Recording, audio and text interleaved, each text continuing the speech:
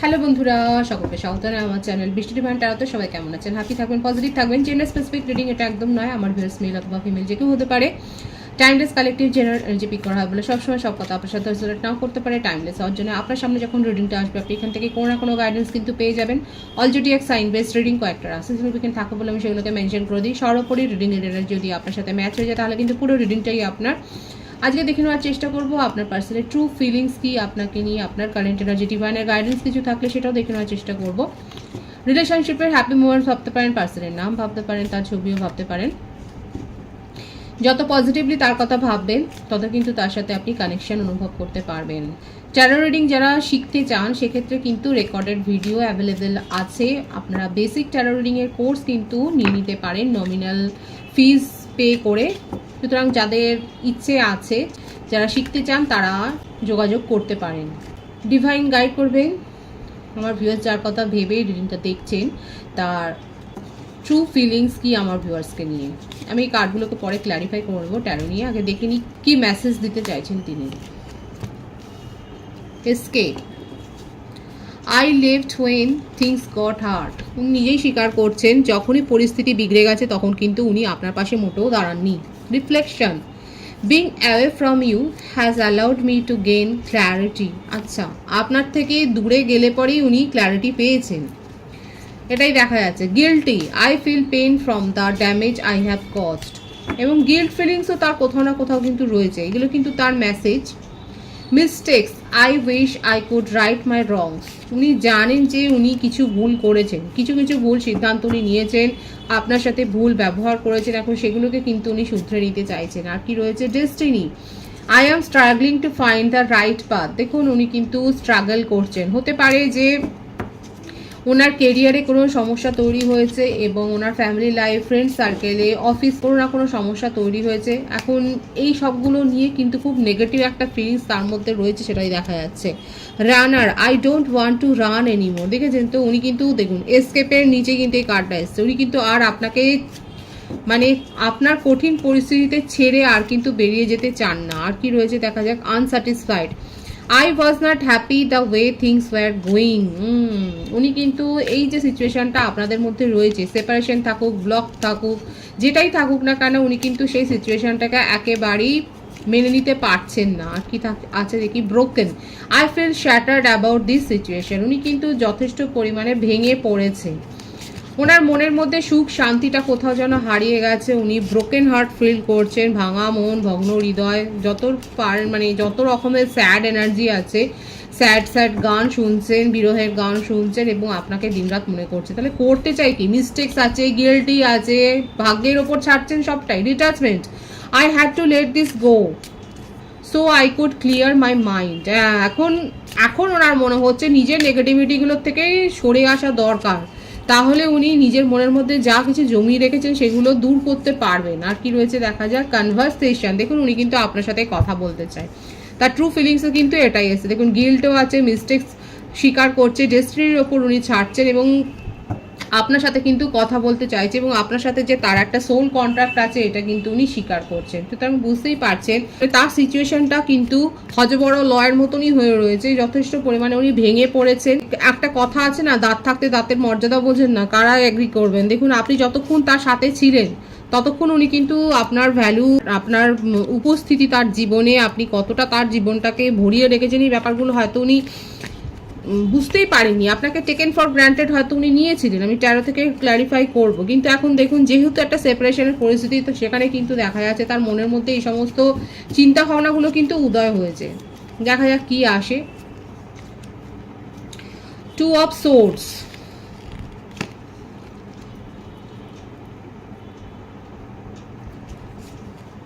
Two of wands, প্রচণ্ড বেশি emotional হয়ে রয়েছে।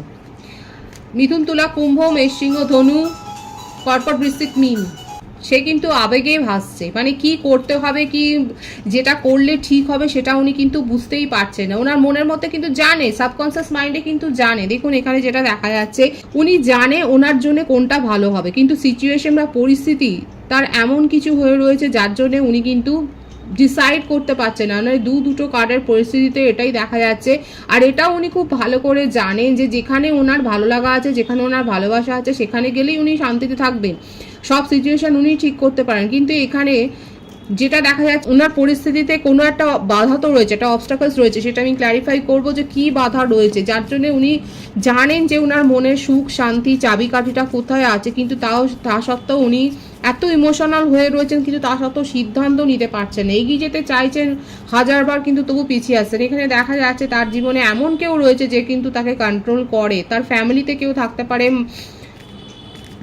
মা বা মাতৃস্থানীয় কেউ রয়েছে তার জীবনে কন্ট্রোল করার জন্য, কিংবা তিনি যদি ম্যারিড পার্সন হন সেক্ষেত্রেও দেখা যাচ্ছে তার জীবনে থার্ড পার্টি ইস্যু কিন্তু রয়েছে, যে তাকে এমনভাবে কন্ট্রোল করছে, মনের কথাটা শুনেও কিন্তু এগিয়ে যেতে পারছেন না। দেখুন ওনার কিন্তু প্রচেষ্টা রয়েছে, উনি খুব ভালো করে জানেন, দেখুন ওনার মধ্যে সেই চেষ্টাটা রয়েছে, সেই আরতিটা রয়েছে যে যেখানে গেলে উনি শান্তি পাবেন। এখানে দেখা যাচ্ছে যে উনি ভীষণ ইমোশনাল হয়ে রয়েছেন, এবং কিন্তু তবু পরিস্থিতির চাপে পড়ে এমন কঠিন পরিস্থিতিতে উনি আটকে পড়ে গেছেন যে সেখান থেকে উনি বেরোতে পারছেন না। উনি ম্যারিড পার্সন হতে পারে, আপনারা উভয়ই ম্যারিড পার্সন হতে পারে, এক্সট্রা ম্যারিটাল অ্যাফেয়ারে আপনারা থাকতে পারেন, কিংবা যদি নন কমিটেড রিলেশনশিপে থাকেন তাহলে দেখা যাচ্ছে ওনার জীবনে কিন্তু এমন কেউ রয়েছে, ফ্যামিলি ইস্যু থাকতে পারে, কোনো থার্ড পার্টি হয়তো যেখান থেকে উনি ছেড়ে বেরিয়ে এসছেন, কোনো একটা সম্পর্ক ছেড়ে হয়তো উনি বেরিয়ে এসছে, সেখানে তার প্রভাবটা এখনও তার উপরে এমনভাবে বসে রয়েছে। সেটাও হতে পারে যে কোনো একটা সিচুয়েশান থেকে, রোমান্টিক সিচুয়েশান থেকে উনি বেরিয়ে এসে যার প্রভাব তার মনের উপর এমনভাবে ছেয়ে আছে যে সেখান থেকে উনি বেরোতে পারছেন না,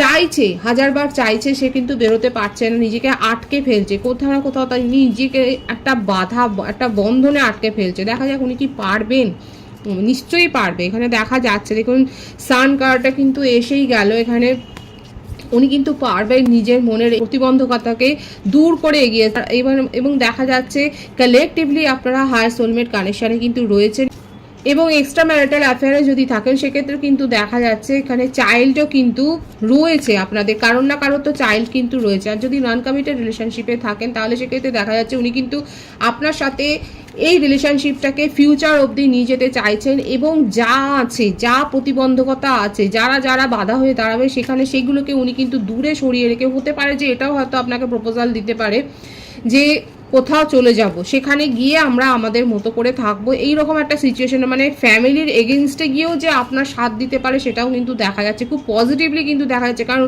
এখানে কিন্তু এসছিল দেখুন bottom of the deck soul contract, উনি কিন্তু বিশ্বাস করেন যে আপনাদের মধ্যে সোল কানেকশানে আছে, এবং সেটাই কিন্তু ক্ল্যারিফাই হয়েছে এখানে। দ্য ওয়ার্ল্ড কার্ড এসছে, মানে বুঝতেই পারছি এখানে প্রত্যেকটা রাশি কিন্তু এসে গেছে, এবং উনি এটা বিলিভ করেন যে যদি দরকার পড়েন, এবং ওনার মধ্যে আস্তে আস্তে করে সেই স্ট্রেংথটা গ্রো হচ্ছে, ডিভাইনিং টাইমিংয়ে উনি কিন্তু দেখা যাচ্ছে নিজে স্ট্যান্ড নেবেন আপনার হয়ে। কারণ এখানে এসেছিল যে উনি আর আপনাকে ছেড়ে যাবেন না, আপনার কঠিন মুহূর্তে আপনাকে ছেড়ে উনি অনেকবার চলে গেছেন, কিন্তু আর উনি যাবেন না, এবার কিন্তু উনি আপনার সাথে দিতে চান, এটাই কিন্তু তার ট্রু ফিলিংসে বারবার কিন্তু আসছে। দেখুন আচ্ছা, বার্থ ডেটের মধ্যে 2 তো বললাম এসছে, 20, 11, 21, 19, 28, 10, এইগুলো বেশি দেখা যাচ্ছে। বার্থ মান্থের মধ্যে যেটা দেখা যাচ্ছে ফেব্রুয়ারি খুব স্ট্রং আছে, সেপ্টেম্বর, নভেম্বর, অক্টোবর, জানুয়ারি এই মাসগুলো কিন্তু খুব স্ট্রং দেখা যাচ্ছে।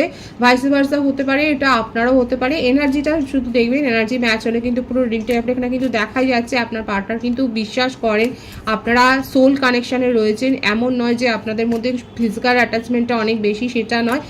আপনি যেমন তার কথা ভাবেন উনিও কিন্তু আপনাকে ভীষণ মিস করছে এবং আপনার কথা কিন্তু ভাবছে, এবং ওনার মধ্যে যে প্রতিবন্ধকতা আছে, আমি তো বলেইছি ফ্যামিলি ইস্যু থাকতে পারে, আপনাদের মধ্যে একটা ফ্যামিলি হয়তো অবস্টাকলস রয়েছে, সেটা কিন্তু দূর করে উনি আপনার কাছে কিন্তু এগিয়ে আসতে চান, এবং আপনার সাথে কিন্তু একটা বন্ধনে, একটা স্ট্রং কানেকশান উনি ফিল করেন, এবং সেই বন্ধনটাকে কিন্তু সুদৃঢ় করতে চায়, সেটাই কিন্তু দেখা যাচ্ছে তার ট্রু ফিলিংসে। দেখা যাক আর কি রয়েছে, আর কি উনি বলতে চাইছেন। উনি ম্যানিফেস্ট করছেন আপনাকে, ভীষণভাবে ম্যানিফেস্ট করছে, এবং আপনাকেই তার জীবনে চাই, এবং নিউ বিগিনিংয়ের এখানে কিন্তু এনার্জি রয়েছে।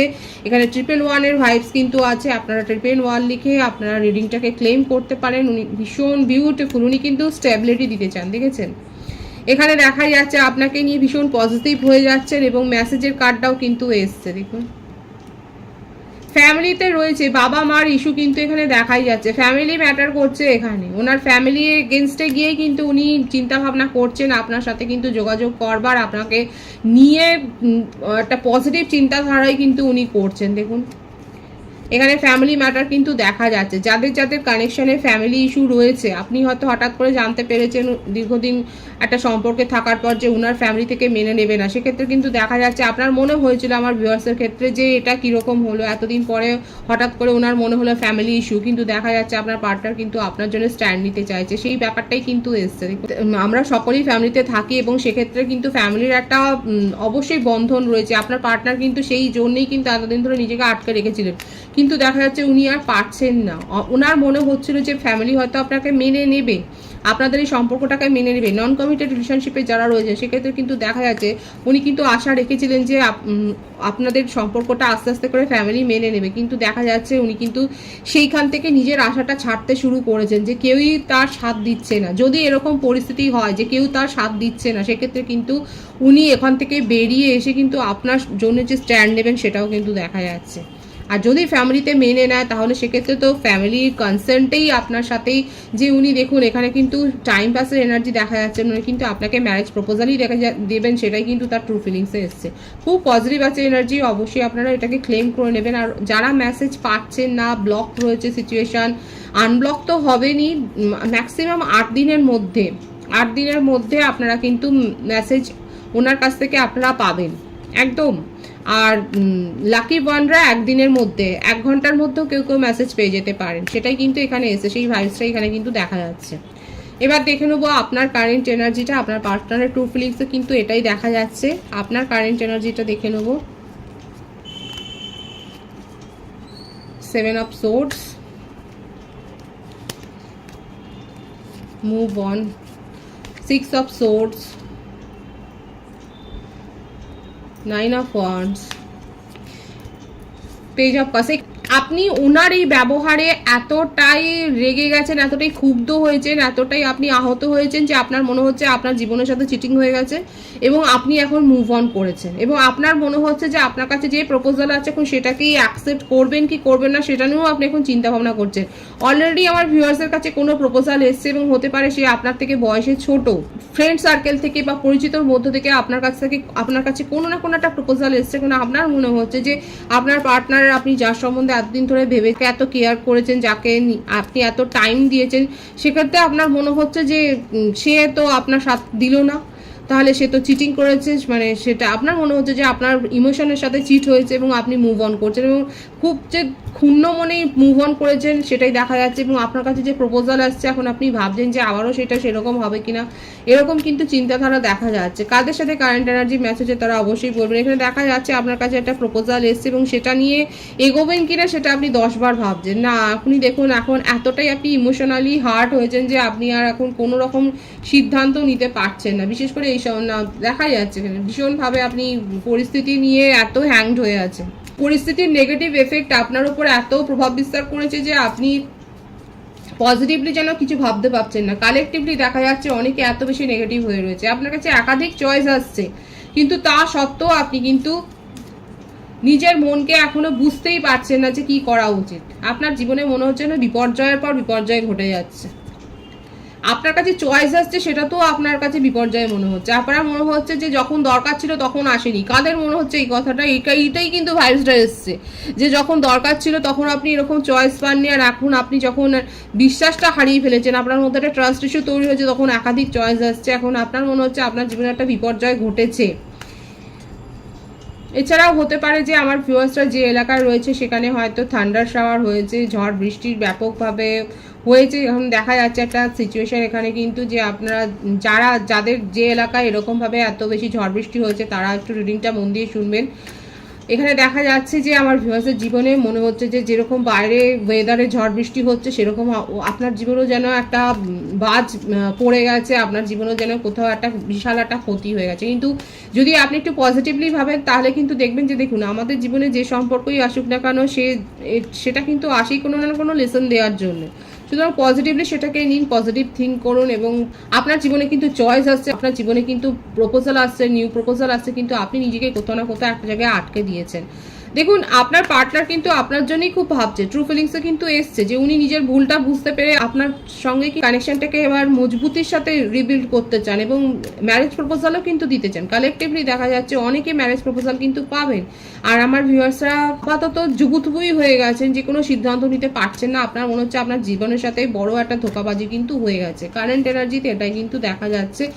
আর কি রয়েছে, ফ্যামিলি নিয়ে আপনি ভাবছেন, আপনার মনে হচ্ছে ফ্যামিলি যেটা দেখে দেবে সেটাই হবে, সেটাই ভালো হবে আপনার জন্য। এবং আপনি নিজের ওপর অনেকে আছে যারা ফোকাসড হয়েছেন এবং আপনার বিহেভিয়ার কি রুড হয়ে গেছে, আপনার বিহেভিয়ারে পরিবর্তন হয়েছে, সেটাই দেখা যাচ্ছে যে আপনি হয়তো মানে সকলের সাথে একটু রুডলি বিহেভিয়ার করে ফেলছেন এবং নিজের ফোকাসটাকে চেঞ্জ করবার জন্য এখন নিজের ওপর আপনি গুরুত্ব দিচ্ছেন। এবং এটা করা ভালো যে নিজেকে নিয়ে এখন ব্যস্ত থাকছেন, এত বেশি ব্যস্ত থাকতেন যে আপনি অন্যকে সময় দিতে পারছেন এবং তারাও আপনার সমালোচনা করছেন, সেটাও কিন্তু দেখা যায়। তো মানে জ্বালার ওপর জ্বালা একেবারে আমার ভিউয়ার্সের ক্ষেত্রে সিচুয়েশন এটা। একটা আপনি পার্সোনাল লাইফ নিয়ে চলে যাচ্ছেন, আবার দেখা যাচ্ছে আপনার বিহেভিয়ার রুড হয়ে যাচ্ছে বলে আপনাকে নিয়ে অনেকে প্রশ্ন করছেন। কাদের ক্ষেত্রে কারা এরকম পরিস্থিতির সম্মুখীন হচ্ছেন দেখা যাচ্ছে, কিন্তু এগুলোর সমস্যাগুলো কিন্তু তৈরি হচ্ছে।